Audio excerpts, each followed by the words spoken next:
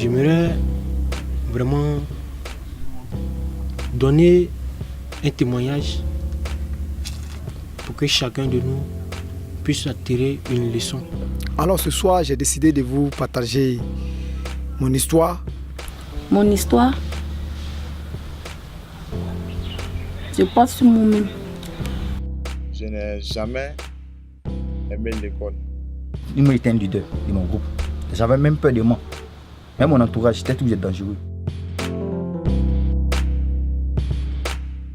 ne causais pas avec des gens, des petites filles. Je ne causais pas avec des petits garçons. Ça était très dangereux. Tu m'énerves, je te fais du mal. J'ai croisé un groupe de personnes qui étaient acteurs de violence au sein de l'établissement. Un groupuscule d'élèves, je peux dire un syndicat là, qui eux n'avaient pas l'envie de faire les cours. Au niveau de l'école, il y avait un syndicat des élèves qui étaient en place. Je m'ai intégré dans le bureau de ce syndicat-là. De là, déjà, j'étais zélé. Je pense que tout était permis. Là, je n'allais pas à la classe. J'étais toujours là, en train de perturber les cours avec mes camarades. Souvent, on insulte les maîtres. Souvent, ceux qui balayent la classe, on les frappe. Souvent, on prend des cailloux pour lapider l'école. Il y a le cas des cours nous énervaient. On insultait même le professeur. Souvent, le professeur se fâche contre nous, on s'en fout, on s'en tape de ça, on sort. Quand le maître nous frappe, on cherche son enfant ou l'un de ses frères pour le combattre.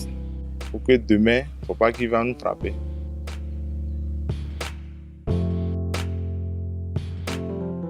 La gamme qu'on avait, c'était de perturber chaque jour, chaque fois, chaque minute et chaque seconde. Chaque fois venir perturber les cours pour ne pas que ces interrogations, ces devoirs aient lieu. Vraiment, on a perturbé les cours. On a perturbé les cours. On faisait même des forts avec des policiers qui essayaient de nous arrêter, mais en tout cas, les policiers ne pouvaient pas parce que c'était une max. À cause de moi, la classe n'était pas bien vue. On était tout le temps sanctionnés. Nos conduites étaient très graves. Souvent, on avait 8, 5 en conduite, mais ça ne faisait rien. Arrivé en classe de, comment on appelle, 4e, j'ai enceinté une camarade. À cause d'elle, mes parents m'ont rejeté. Mes parents ont refusé de me scolariser. Je travaille chez les gens, paye mon école moi-même. Quand j'essaie de parler à ma maman, mes soeurs me disent que je suis devenue grande. Je me débrouille moi-même. Où je n'allais même pas en classe, j'étais toujours au marché en train de planifier pour aller attaquer les autres camarades pour prendre les téléphones, pour prendre un peu d'argent qui était sur eux. J'ai arraché les téléphones aux ceux qui étaient aux personnes vulnérables. Et à chaque fois, je cherchais un peu d'argent pour pouvoir moi-même me scolariser et je payais mon inscription. En fait, c'était de ça qu'on vivait. Ce sont mes soeurs, j'accuse. Parce qu'elles ont l'argent, elles sont là. Mais pour me donner ces problèmes, elles me regardent comme ça, je souffre. Quand même que je ne gagne pas beaucoup, mais je nourris ma maman avec. J'arrive à me nourrir avec. Un jour, j'ai vu que non, j'étais fatiguée. Je dis, je vais aller me suicider.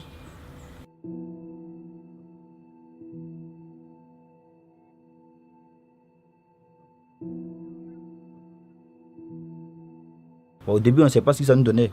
Comme temps, on mettait notre vie en danger. Et même ici, il a été piqué. Et un couteau.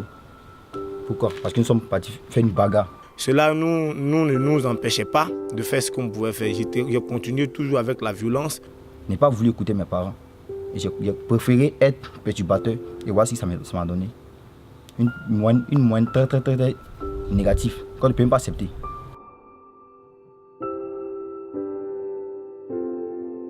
Mais ces personnes-là ne pouvaient pas avoir le bac. La plupart ont été renvoyés. Quand j'ai vu ces choses-là, qu'est-ce que ces choses-là nous ont apporté? Où est-ce que ces choses-là nous ont envoyés? Ces actions de violence, est-ce qu'il faut donner dos à ces actions de violence? Mais je ne pouvais pas, puisque j'avais déjà emboîté le pas. Je ne pouvais pas. Ce n'était pas évident pour moi. Et un matin, je vois des gens qui rentraient dans notre classe, des gens âgés. Il y avait aussi des Européens avec ceux qui ont la peau blanche. Ils nous ont parlé d'un club, le club Messieurs de la paix, Search for Common Ground. On nous a parlé d'un mouvement qui était SFCG, qui est une ONG qui est spécialisée en gestion de conflits, qui permettait à l'élève d'avoir une bonne réputation, même si tu étais voyou auparavant. C'est une société dans laquelle si tu t'adaptes, en tout cas ta vie change. Et à la sortie de cette formation, il y a eu beaucoup de choses qui m'étaient arrivées. C'était difficile d'accepter parce que vu mon entourage, ceux avec qui ils marchent, ils n'étaient pas prêts. Et puis c'est moi qui suis prêt. Pour gâter quelque chose, c'est facile. Mais pour arranger, c'est difficile. Se donner à la paix, en tout cas, c'est pas du tout facile. C'est facile d'être perturbateur, mais c'est pas facile d'être à la paix. Et de se donner à la paix, en tout cas, c'est pas facile. Je me voyais mal aller vers les camarades, aller leur dire arrêtez de faire la violence, arrêtez de perturber les coups, sachant que moi-même j'étais acteur de violence.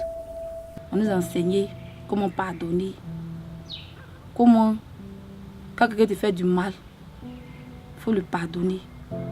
Même si il a pris ton bras et puis il l'a coupé.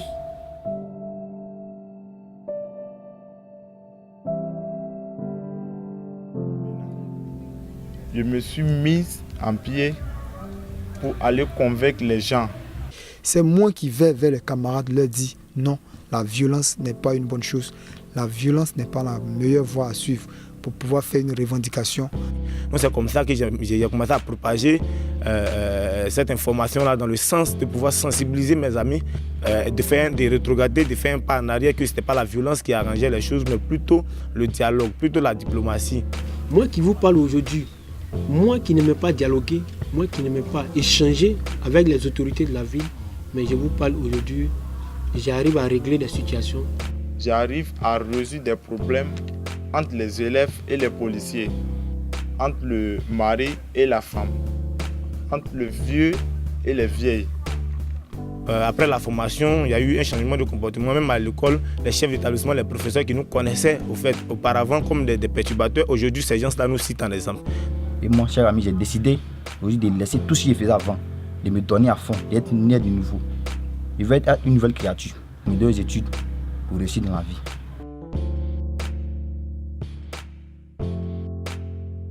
Posons des actes qui vont nous permettre d'être des modèles de demain. Parce que je suis devenu un responsable, je dois être un pardonneur.